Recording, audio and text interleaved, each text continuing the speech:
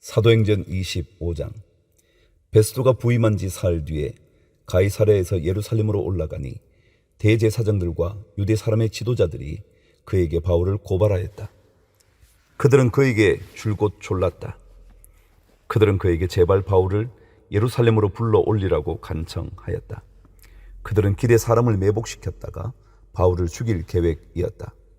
그러나 베스도는 바울이 가이사랴에 무사하게 감금되어 있다는 말과 자기도 곧 그리로 가겠다는 말을 한 다음에, 그러니 만일 그 사람에게 무슨 잘못이 있거든 여러분 가운데서 유력한 사람들이 나와 함께 내려가서 그를 고발하시오 하고 말하였다. 베스도는 예루살렘에서 8일인가를 지낸 뒤에 가이사랴로 내려가서 이튿날 재판석에 앉아서 바울을 데려오라고 명령하였다. 바울이 나타나자 예루살렘에서 내려온 유대 사람들이 그를 애워싸고 여러 가지 무거운 죄목을 걸어서 고발하였으나 증거를 대지 못하였다. 바울은 나는 유대 사람의 율법이나 성전이나 황제에 대하여 아무 죄도 지은 일이 없습니다 하고 말하여 자신을 변호하였다. 그러나 베스도는 유대 사람의 환심을 사고자 하여 바울에게 묻기를, 그대는 예루살렘으로 올라가서 이 사건에 대하여 내 앞에서 재판을 받고 싶지 않소? 하였다. 바울이 대답하였다. 나는 지금 황제의 법정에 서 있습니다. 나는 여기서 재판을 받아야 합니다. 각하께서도 잘 아시는 대로 나는 유대 사람에게 조금도 잘못한 것이 없습니다. 만일 내가 나쁜 짓을 저질러서 사형을 받을 만한 무슨 일을 하였으면 죽는 것을 마다하지 않겠습니다. 그러나 나를 고발하는 이 사람들의 고발 내용에 아무런 근거가 없으면 어느 누구도 나를 그들에게 넘겨줄 수 없습니다. 나는 황제에게 상소합니다. 그때 베스도가 배심원들과 협의하고 그대가 황제에게 상소하였으니 황제에게 갈 것이요 하고 말하였다. 13절. 며칠이 지난 뒤에 아그리빠 왕과 버니게가 베스도에게 인사하려고 가이사랴에 왔다. 그들이 거기서 여러 날 지내는 동안에 베스도는 바울에 대한 고발 사건을 왕 앞에 내놓고 말하였다. 벨릭스가 가두어둔 사람이 하나 있는데 내가 예루살렘에 갔을 때에 유대 사람의 대제사장들과 장로들이 그를 고발하여 유죄 판결을 청하였습니다. 나는 그들에게 대답하기를, 로마 사람의 관례로서는 피고가 원고를 직접 대면해서 그 고발한 내용에 대하여 변호할 기회를 가지기 전에는 그 사람을 넘겨주는 일이 없다고 하였습니다. 그래서 그들이 여기에 함께 왔으므로 나는 조금도 지체하지 않고 그 다음 날 재판석에 앉아서 그 사람을 불러오게 하였습니다. 원고들이 일어나서 그를 고발할 죄목을 늘어놓았지만 내가 짐작한 그런 악한 일은 하나도 없었습니다. 그들이 그와 맞서서 싸우는 몇몇 문제점은 자기네의 종교와 또 예수라는 어떤 죽은 이에 관한 일인데 바울은 그가 살아있다고 주장하였습니다. 나는 이 문제를 어떻게 심리해야 할지 몰라서 바울에게 예루살렘으로 가서 이 사건으로 거기서 재판받기를 원하는지를 물어보았습니다. 그러나 바울이 황제의 판결을 받도록 그대로 갇혀있게 하여 달라고 호소하므로 내가 그를 황제에게 보낼 때까지 그를 가두어 두라고 명령하였습니다. 아그리빠가 베스도에게 말하기를, 나도 그 사람의 말을 직접 들어보고 싶습니다 하니 베스도가 내일 그의 말을 들어보십시오 하고 대답하였다. 이튿날 아그리빠와 버니게가 위엄을 갖추고 나와서 고급 장교들과 그 도시의 요인들과 함께 신문 장소로 들어갔다. 그리고 베스도의 명령으로 바울을 끌어냈다. 그때 베스도가 말하였다. 아그리빠 임금님, 그리고 우리와 자리를 같이 하신 여러분, 여러분이 보시는 대로 이 사람은 예루살렘에서나 여기서나 모든 유대 사람이 그를 더 이상 살려두어서는 안 된다고 소리치면서 나에게 청원한 사람입니다. 그러나 나는 그가 사형을 받을 만한 아무런 일도 하지 않았다고 판단하였습니다. 그런데 그는 스스로 황제께 상소하였으므로 나는 그를 보내기로 작정하였습니다. 나는 그와 관계되어 있는 일을 황제께 써 올릴 만한 확실한 자료가 없으므로 여기서 그를 신문에서 내가 써 올릴 자료를 얻을까 하는 생각으로 그를 여러분 앞에, 특히 아그리빠 임금님 앞에 끌어다가 세웠습니다. 죄수를 보내면서 그의 죄목도 제시하지 않는다는 것은 이치에 맞지 않는 일이라고 생각합니다. 사도행전 26장. 아그리빠 왕이 바울에게 말하였다. 할 말이 있으면 해도 된다. 바울이 손을 뻗치고 변호하기 시작하였다. 아그리빠 임금님, 오늘 내가 전하 앞에서 유대 사람이 나를 걸어서 고발하는 모든 일에 대하여 변호하게 된 것을 다행으로 생각합니다. 그것은 특히 임금님께서 유대 사람의 풍속과 쟁점들을 모두 잘 알고 계시기 때문입니다. 아무쪼록 내 말을 끝까지 참으시고 들어주시기 바랍니다. 내가 젊었을 때부터 살아온 삶을 모든 유대 사람이 알고 있습니다. 곧 그들은 내가 내 동족 가운데서 그리고 예루살렘에서 처음부터 어떻게 살았는지를 알고 있습니다. 그들은 오래전부터 나를 알고 있었으므로 정언하려고 마음만 먹으면 그들은 내가 우리 종교의 가장 엄격한 팔을 따라 바리새파 사람으로 살아왔다는 것을 인정할 것입니다. 지금 나는 하나님께서 우리 조상들에게 주신 약속의 소망을 두고 있기 때문에 여기에 서서 재판을 받고 있습니다. 우리 12지파는 밤낮으로 열심히 하나님을 섬기면서 그 약속이 이루어지기를 바라고 있습니다. 전하, 나는 바로 이 소망 때문에 유대 사람에게 고발을 당한 것입니다. 여러분은 어찌하여 하나님께서 죽은 사람들을 살리신다는 것을 믿을 수 없는 일로 여기십니까? 사실 나도 한때는 나사렛 예수의 이름을 반대하는 데에 할 수 있는 온갖 일을 다 해야 한다고 생각하였습니다. 그래서 나는 그런 일을 예루살렘에서 하였습니다. 나는 대제사장들에게서 고난을 받아가지고 많은 성도를 옥에 가두었고 그들이 죽임을 당할 때에 그 일에 찬동하였습니다. 그리고 회당마다 찾아가서 여러 번 그들을 형벌하면서 강제로 신앙을 부인하게 하려고 하였습니다. 나는 그들에 대한 분노가 극도에 다다랐으므로 심지어 외국의 여러 도시에까지 박해의 손을 뻗쳤습니다. 12절. 한 번은 내가 이런 일로 대제사장들에게서 고난과 위임을 받아가지고 다마스쿠스로 가고 있었습니다. 임금님, 나는 길을 가다가 한낮에 하늘에서부터 해보다 더 눈부신 빛이 나와 내 일행을 둘러 비추는 것을 보았습니다. 우리는 모두 땅에 엎어졌습니다. 그때 히브리 말로 나에게 사울아, 사울아, 너는 어찌하여 나를 핍박하느냐? 가시도 친 채찍을 발길로 차면 너만 아플 뿐이다 하고 말하는 음성을 들었습니다. 그래서 내가 주님 누구십니까? 하고 물었더니 주님께서 나는 내가 핍박하는 예수이다. 자, 일어나서 발을 딛고 서라. 내가 내게 나타난 목적은 너를 일꾼으로 삼아서 내가 나를 본 것과 내가 장차 내게 보여줄 일의 증인이 되게 하려는 것이다. 나는 이 백성과 이방 사람들 가운데서 너를 건져내어 이방 사람들에게로 보낸다. 이것은 그들의 눈을 열어 주어서 그들이 어둠에서 빛으로 돌아서고 사탄의 세력에서 하나님께로 돌아오게 하며 또 그들이 죄사함을 받아서 나에 대한 믿음으로 거룩하게 된 사람들 가운데 들게 하려는 것이다 하고 말씀하셨습니다. 19절. 그러므로 아그리빠 임금님, 나는 하늘로부터 받은 환상을 거역하지 않고 먼저 다마스쿠스와 예루살렘에 있는 사람들에게, 다음으로 온 유대 지방 사람들에게, 나아가서는 이방 사람들에게 회개하고 하나님께로 돌아와서 회개에 합당한 일을 하라고 전하였습니다.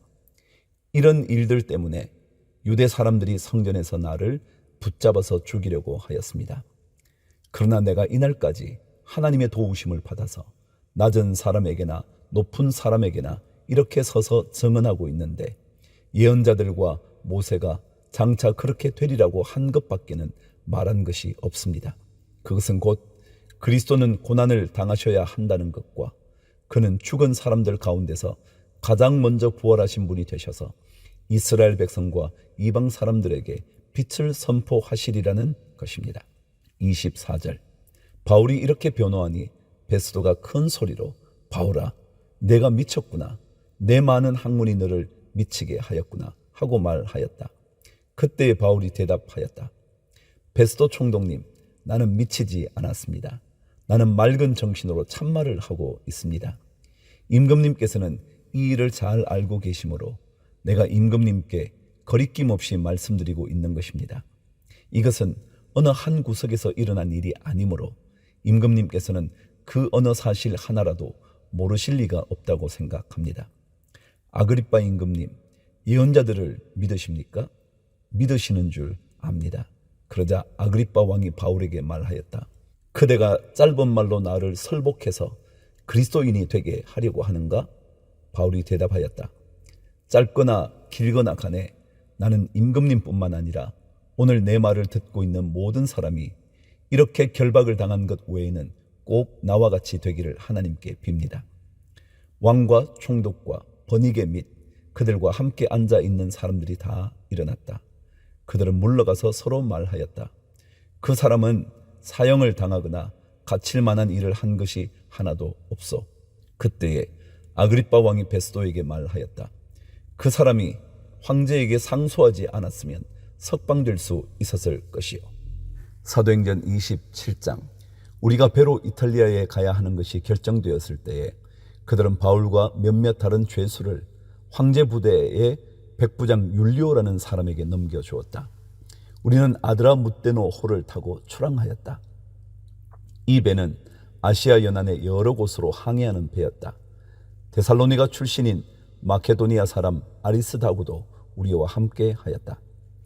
이튿날 우리는 시돈의 배를 태웠다. 율리오는 바울에게 친절을 베풀어 친구들에게로 가서 보살핌을 받는 것을 허락하였다. 우리는 시돈을 떠나 백기를 갈 때에 맞바람 때문에 키프루스 섬을 바람막이로 삼아서 항해하였다. 우리는 길리기아와 밤빌리아 앞바다를 가로질러 항해하여 루기아에 있는 무라에 이르렀다. 거기서 백부장은 이탈리아로 가는 알렉산드리아 배를 만나서 우리를 그 배에 태웠다. 우리는 여러 날 동안 천천히 항해하여 겨우 니도 앞바다에 이르렀다. 그런데 우리는 맞바람 때문에 더 이상 나아갈 수 없어서 크레타 섬을 바람막이로 삼아 살몬의 앞바다를 항해하여 지나갔다. 그리고 우리는 크레타 남쪽 해안을 따라 겨우겨우 항해하여 라세아 성에서 가까운 도시인 아름다운 항구라는 곳에 닿았다. 많은 시일이 흘러서 금식 기간이 이미 지났으므로 벌써 항해하기에 위태로운 때가 되었다. 그래서 바울은 그들에게 이렇게 충고하였다. 여러분, 내가 보기에 지금 항해를 하다가는 재난을 당할 것 같은데 짐과 배의 손실만이 아니라 우리의 생명까지도 이를지 모릅니다. 그러나 백부장은 바울의 말보다는 선장과 선주의 말을 더 믿었다. 그리고 그 항구는 겨울을 나기에 적합하지 못한 곳이므로 거의 모두는 거기에서 출항하여 할 수 있으면 베닉스로 가서 겨울을 나기로 뜻을 정하였다. 베닉스는 크레타 섬의 항구로 서남쪽과 서북쪽을 바라보는 곳이다. 13절. 때마침 남풍이 순하게 불어오므로 그들은 뜻을 이룬 것이나 다름없다고 생각하고 닻을 올리고서 크레타 해안에 바싹 붙어서 항해하였다. 그런데 얼마 안 되어서 유라굴로라는 폭풍이 섬 쪽에서 몰아쳤다. 배가 폭풍에 휘말려서 바람을 맞서서 나아갈 수 없으므로 우리는 체념하고 떠밀려가기 시작하였다. 그런데 우리가 가우다라는 작은 섬 아래쪽을 따라 밀려갈 때에 그 섬이 어느 정도 바람막이가 되어 주었으므로 우리는 간신히 거룻배를 휘어잡을 수 있었다. 선원들은 거룻배를 갑판 위에다가 끌어올리고 밧줄을 이용하여 선체를 동여 메었다. 그리고 그들은 리비아 근해의 모래톱으로 밀려들까 두려워서 바다에 닻을 내리고 그냥 떠밀려 가고 있었다. 우리는 폭풍에 몹시 시달리고 있었는데 다음 날 선원들은 짐을 바다에 내던졌고 사흘째 날에는 자기네들 손으로 배에 장비마저 내버렸다. 여러 날 동안 해도 별도 보이지 않고 거센 바람만이 심하게 불었으므로 우리는 살아남으리라는 희망을 점점 잃고 있었다. 21절. 사람들은 오랫동안 아무것도 먹지 못하고 있었다. 그때 바울이 이렇게 말하였다. 여러분은 내 말을 듣고 크레타에서 출항하지 않았어야 했습니다. 그랬으면 이런 재난과 손실은 당하지 않았을 것입니다. 그러나 이제 나는 여러분에게 권합니다. 기운을 내십시오. 이 배만 잃을 뿐 여러분 가운데 한 사람도 목숨을 잃지는 않을 것입니다. 바로 지난밤에 나의 주님이시요 내가 섬기는 분이신 하나님의 천사가 내 곁에 서서 바울아 두려워하지 말아라. 너는 반드시 황제 앞에 서야 한다. 보아라, 하나님께서는 너와 함께 타고 가는 모든 사람의 안전을 너에게 맡겨 주셨다 하고 말씀하셨습니다. 그러므로 여러분 힘을 내십시오. 나는 하나님께서 나에게 말씀하신 그대로 되리라고 믿습니다. 우리는 반드시 어떤 섬으로 밀려가 닿게 될 것입니다. 10나흘째 밤이 되었을 때에 우리는 아드리아 바다에서 떠밀려 다녔다. 한밤중에 선원들은 어떤 육지에 가까이 이르고 있다고 짐작하였다. 그들이 물깊이를 재어보니 20길이었다. 좀 더 가서 재니 15길이었다. 우리는 혹시 암초에 걸리지나 않을까 염려하여 고물에서 닷 4개를 내리고 나리 3기를 고대하였다. 그런데 선원들이 배를 버리고 달아나려고 이물에서 닻을 내리는 척하면서 바다에 거룻배를 풀어내렸다. 바울은 백부장과 병사들에게 말하였다. 만일 이 사람들이 배에 그대로 남아있지 않으면 당신들은 무사할 수 없습니다. 그러자 병사들이 거룻배의 밧줄을 끊어서 거룻배를 떨어뜨렸다. 날이 새어갈 때에 바울은 모든 사람에게 음식을 먹으라고 권하면서 말하였다. 여러분은 오늘까지 10나흘 동안이나 마음을 졸이며 아무것도 먹지 못하고 굶고 지냈습니다. 그래서 나는 여러분들에게 음식을 먹으라고 권합니다. 그래야 여러분은 목숨을 유지할 힘을 얻을 것입니다. 여러분 가운데서 아무도 머리카락 하나라도 잃지 않을 것입니다. 바울은 이렇게 말하고 나서 빵을 들어 모든 사람 앞에서 하나님께 감사를 드리고 떼어서 먹기 시작하였다. 그러자 사람들은 모두 용기를 얻어서 음식을 먹었다. 배에 탄 우리의 수는 모두 276명이었다. 사람들이 음식을 배부르게 먹은 뒤에 남은 식량을 바다에 버려서 배를 가볍게 하였다. 39절. 날이 새니 어느 땅인지는 알 수 없지만 모래밭이 있는 항만이 보였다. 그래서 그들은 어떻게 해서든지 배를 거기로 몰아 해변에 대기로 작정하였다. 닻을 모두 끊어서 바다에 버리고 동시에 키를 묶은 밧줄을 넣주었다. 그리고 앞 돛을 올려서 바람을 타고 해안 쪽으로 들어갔다. 그런데 두 물살이 합치는 곳에 끼어들어서 배가 모래톱에 걸렸다. 이 물은 박혀서 움직이지 않고 고물은 심한 물결에 깨졌다. 병사들은 죄수들이 혹시 헤엄쳐 도망할까봐 그들을 죽여버리려고 계획하였다. 그러나 백부장은 바울을 구하려고 병사들의 의도를 막고 헤엄칠 수 있는 사람들은 먼저 뛰어내려서 무트로 올라가라고 명령하였다.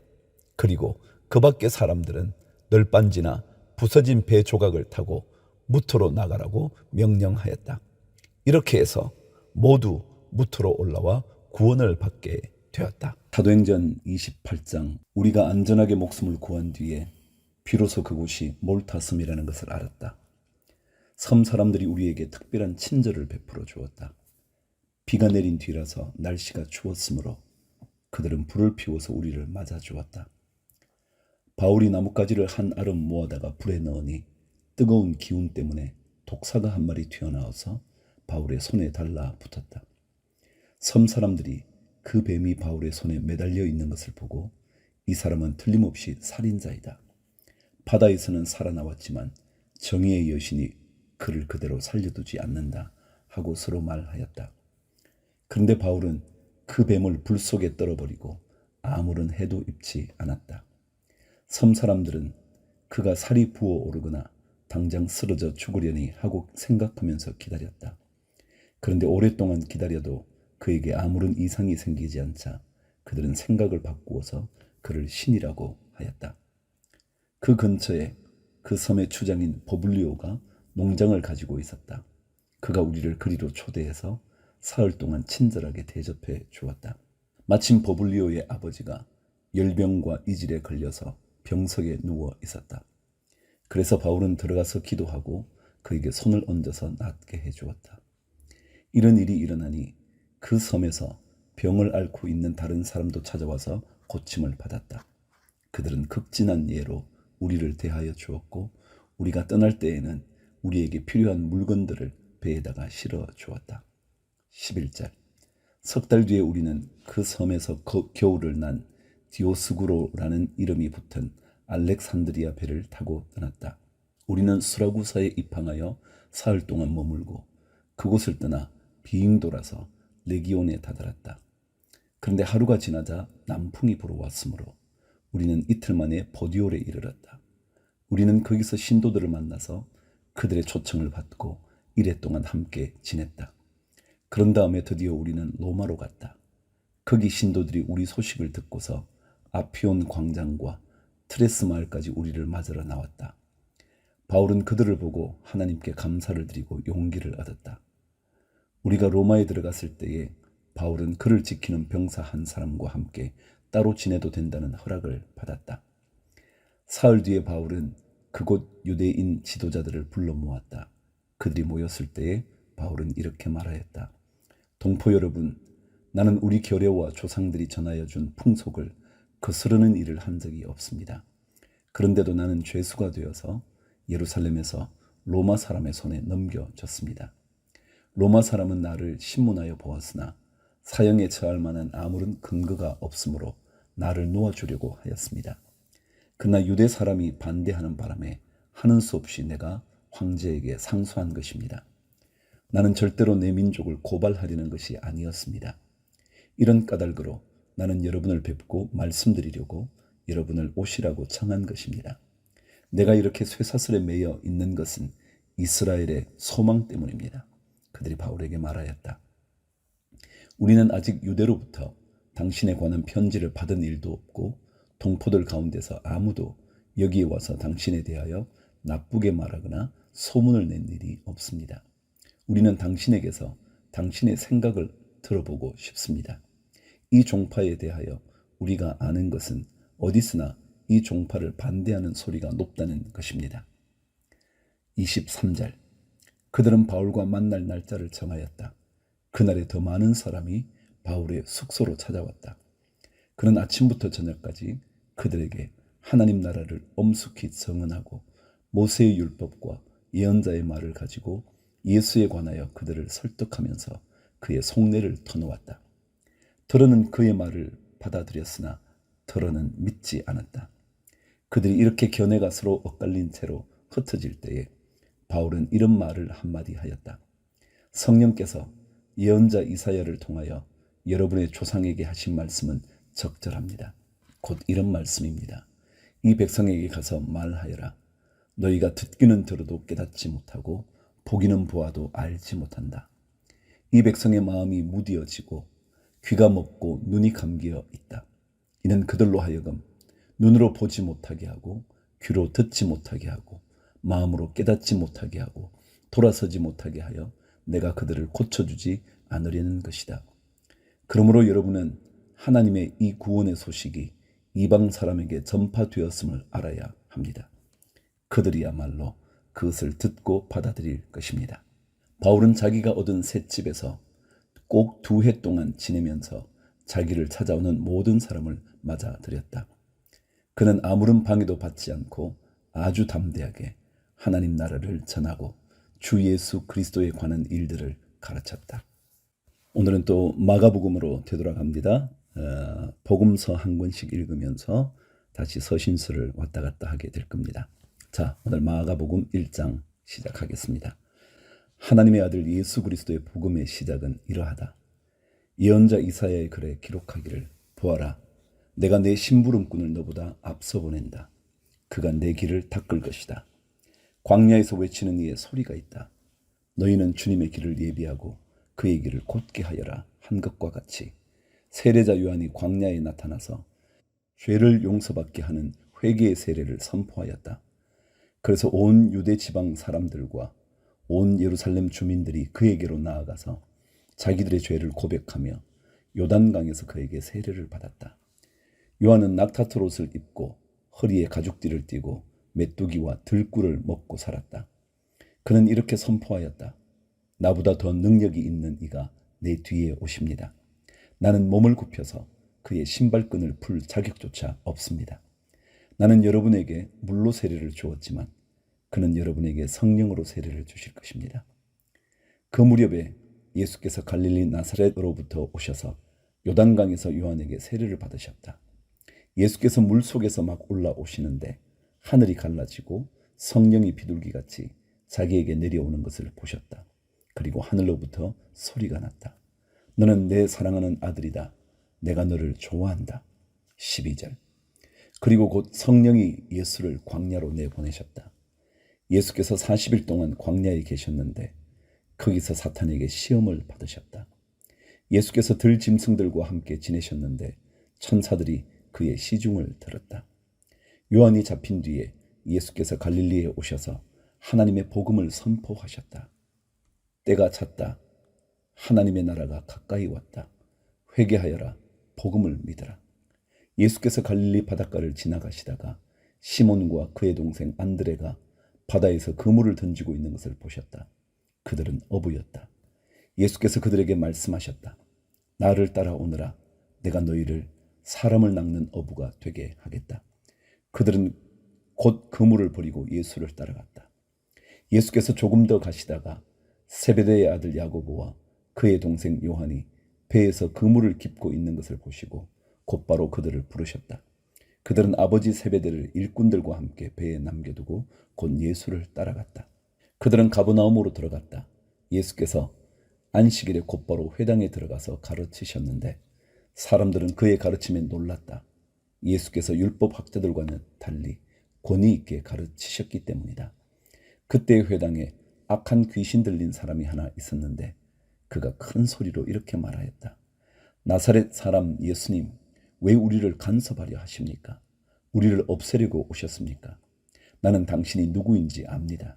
하나님께서 보내신 거룩한 분입니다. 예수께서 그를 꾸짖어 말씀하셨다. 입을 다물고 이 사람에게서 나가라. 그러자 악한 귀신은 그에게 경련을 일으켜 놓고서 큰 소리를 지르며 떠나갔다. 사람들이 모두 놀라서 이게 어찌된 일이냐? 권위 있는 새로운 가르침이다. 그가 악한 귀신들에게 명하시니 그들도 복종하는구나 하면서 서로 물었다. 그리하여 예수의 소문이 곧 갈릴리 주위의 온 지역에 두루 퍼졌다. 29절. 그들은 회당에서 나와서 곧바로 야고보와 요한과 함께 시몬과 안드레의 집으로 갔다. 마침 시몬의 장모가 열병으로 누워 있었는데 사람들은 그 사정을 예수께 말씀드렸다. 예수께서 그 여자에게 다가가셔서 그 손을 잡아 일으키시니 열병이 떠나고 그 여자는 그들의 시중을 들었다. 해가 져서 날이 저물 때에 사람들이 모든 병자와 귀신 들린 사람을 예수께로 데리고 왔다. 그리고 온 동네 사람이 문 앞에 모여 들었다. 그는 온갖 병에 걸린 사람들을 고쳐주시고 많은 귀신을 내쫓으셨다. 예수께서는 귀신들이 말하는 것을 허락하지 않으셨다. 그들이 예수가 누구인지를 알았기 때문이다. 35절.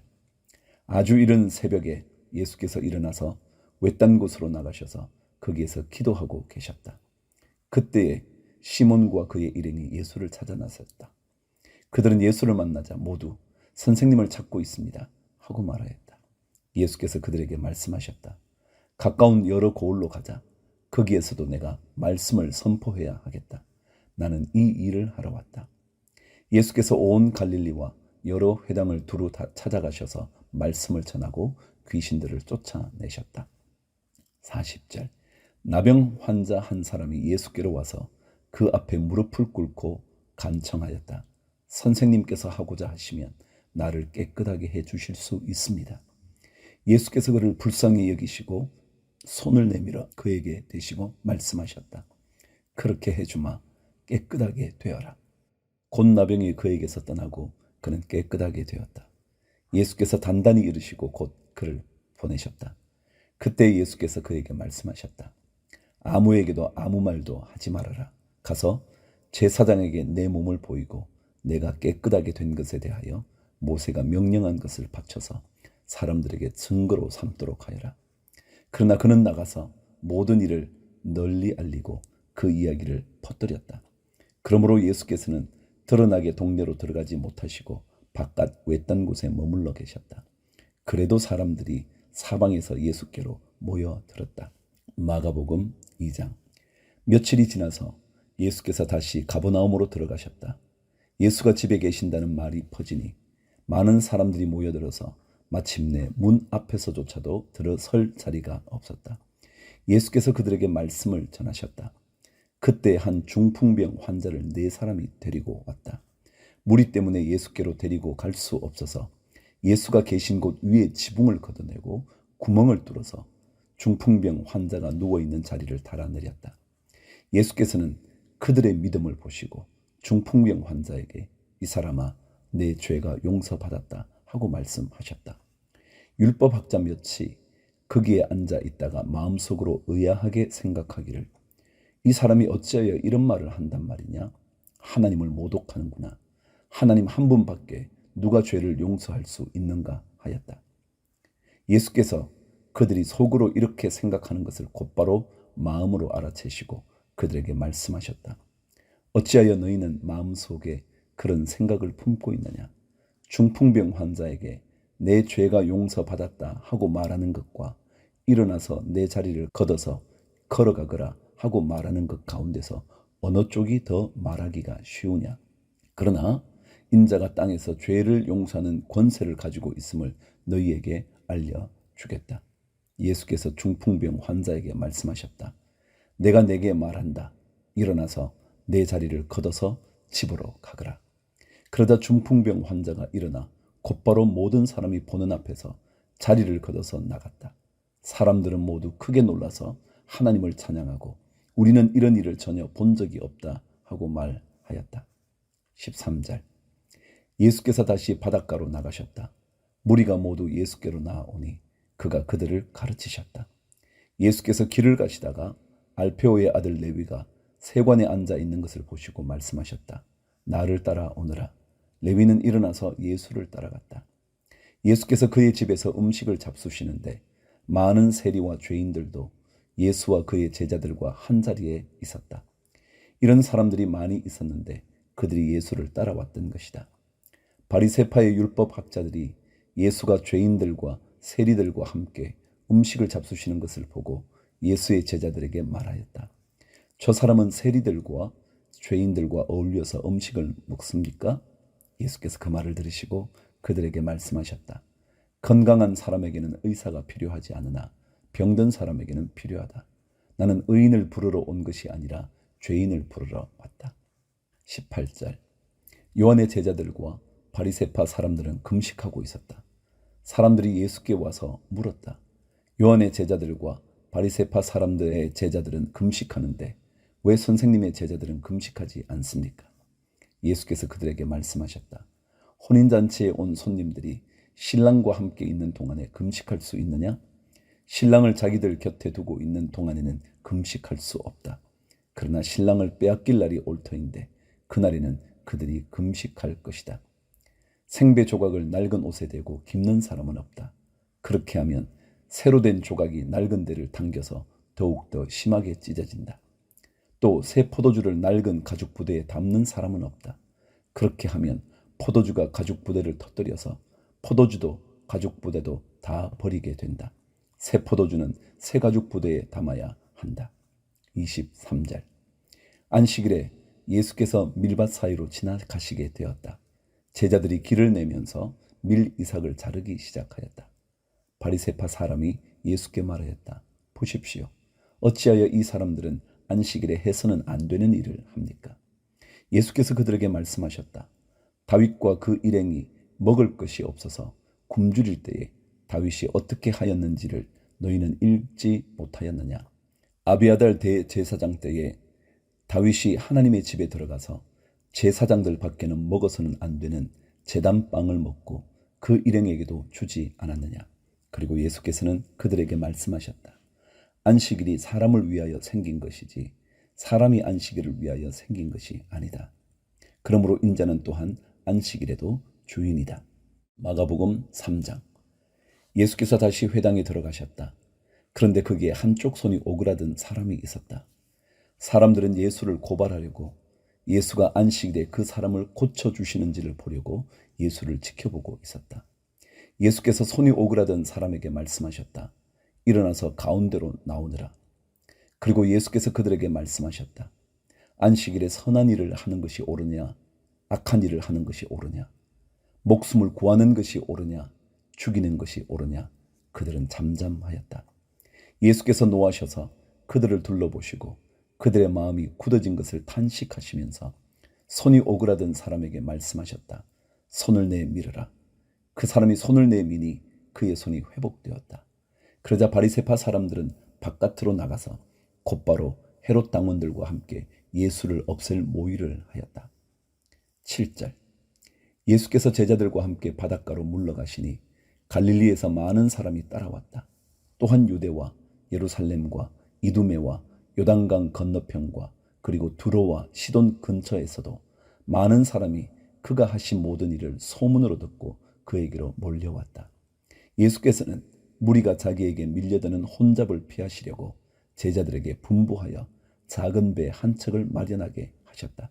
그가 많은 사람을 고쳐주셨으므로 온갖 병으로 고통받는 사람들이 누구나 그에게 손을 대리고 밀려들었기 때문이다. 또 악한 귀신들은 예수를 보기만 하면 그 앞에 엎드려서 외쳤다. 당신은 하나님의 아들입니다. 그러면 예수께서는 나를 세상에 드러내지 말아라 하고 그들을 엄하게 꾸짖으셨다.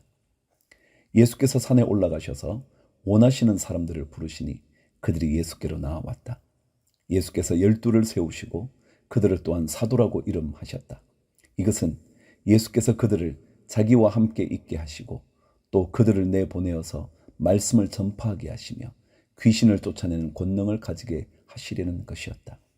예수께서 12를 임명하셨는데 그들은 베드로라는 이름을 덧붙여 주신 시몬과 천둥의 아들을 뜻하는 보아느게라는 이름을 덧붙여 주신 세베대의 아들들인 야고보와 그의 동생 요한과 안드레와 빌립과 바돌로메와 마테와 도마와 알페오의 아들 야고보와 다데오와 열혈당원 시몬과 예수를 넘겨준 가룟 유다이다. 20절. 예수께서 집에 들어가시니 무리가 다시 모여들어서 예수의 일행은 음식을 먹을 겨를도 없었다. 예수의 가족들이 예수가 미쳤다는 소문을 듣고서 그를 붙잡으러 나섰다. 예루살렘에서 내려온 율법학자들은 예수가 바알세불이 들렸다고도 하고 또 그가 귀신의 두목에 힘을 빌어서 귀신을 쫓아낸다고도 하였다. 그래서 예수께서 그들을 불러놓고 비유로 그들에게 말씀하셨다. 사탄이 어떻게 사탄을 쫓아낼 수 있느냐? 한 나라가 갈라져서 서로 싸우면 그 나라는 버틸 수 없다. 또 한 가정이 갈라져서 싸우면 그 가정은 버티지 못할 것이다. 사탄이 스스로에게 반란을 일으켜서 갈라지면 버틸 수 없고 끝장이 난다. 먼저 힘센 사람을 묶어놓지 않고서는 아무도 그 사람의 집에 들어가서 세간을 털어갈 수 없다. 묶어놓은 뒤에야 그 집을 털어갈 것이다. 내가 진정으로 너희에게 말한다. 사람들이 짓는 모든 죄와 그들이 하는 어떤 비방도 용서를 받을 것이다. 그러나 성령을 모독하는 사람은 용서를 받지 못하고 영원한 죄에 매인다. 예수께서 이 말씀을 하신 것은 사람들이 그는 악한 귀신이 들렸다 하고 말하였기 때문이다. 31절. 그때 예수의 어머니와 동생들이 찾아와 바깥에 서서 사람을 들여보내어 예수를 불렀다. 무리가 예수의 주위에 둘러 앉아 있다가 그에게 말하였다. 보십시오. 선생님의 어머니와 동생들과 누이들이 바깥에서 선생님을 찾고 있습니다. 예수께서 그들에게 대답하셨다. 누가 내 어머니이며 내 형제들이냐? 그리고 주위에 둘러앉은 사람들을 둘러보시고 말씀하셨다. 보아라, 내 어머니와 내 형제 자매들이다. 누구든지 하나님의 뜻을 행하는 사람이 곧 내 형제요, 자매요, 어머니다. 마가복음 4장. 예수께서 다시 바닷가에서 가르치기 시작하셨다. 매우 큰 무리가 모여드니 예수께서는 배에 오르셔서 바다 쪽에 앉으셨다. 무리는 모두 바닷가 무태에 있었다. 예수께서 비유로 여러 가지를 가르치셨는데 가르치시면서 그들에게 이렇게 말씀하셨다. 잘 들으라. 씨를 뿌리는 사람이 씨를 뿌리러 나갔다. 그가 씨를 뿌리는데 들어는 길가에 떨어지니 새들이 와서 그것을 쪼아 먹었다. 또 들어는 흙이 많지 않은 돌짝밭에 떨어지니 흙이 깊지 않으므로 싹은 곧 나왔지만 해가 뜨자 타버리고 뿌리가 없어서 말라버렸다. 또 들어는 가시덤불 속에 떨어지니 가시덤불이 자라 그 기운을 막아버려서 열매를 맺지 못하였다. 그런데 들어는 좋은 땅에 떨어져서 싹이 나고 자라서 열매를 맺었다. 그리하여 30배, 60배, 100배가 되었다. 예수께서 덧붙여서 말씀하셨다. 들을 귀가 있는 사람은 들으라. 10절. 예수께서 혼자 계실 때에 예수의 주위에 둘러있는 사람들이 12제자와 함께 그 비유들이 무슨 뜻인지를 예수께 물었다. 예수께서 그들에게 말씀하셨다. 너희에게는 하나님 나라의 비밀을 맡겨주셨다. 그러나 저 바깥 사람들에게는 모든 것이 수수께끼로 들린다. 그것은 그들이 보기는 보아도 알지 못하고 듣기는 들어도 깨닫지 못하게 하셔서 그들이 돌아와서 용서를 받지 못하게 하시려는 것이다. 그리고 예수께서 그들에게 말씀하셨다. 너희가 이 비유를 알아듣지 못하면서 어떻게 모든 비유를 이해하겠느냐? 씨를 뿌리는 사람은 말씀을 뿌리는 것이다. 길가에 뿌려지는 것들이란 이런 사람들이다. 그들에게 말씀이 뿌려질 때에 그들이 말씀을 듣기는 하지만 곧바로 사탄이 와서 그들에게 뿌려진 그 말씀을 빼앗아 간다. 돌짝밭에 뿌려지는 것들이란 이런 사람들이다.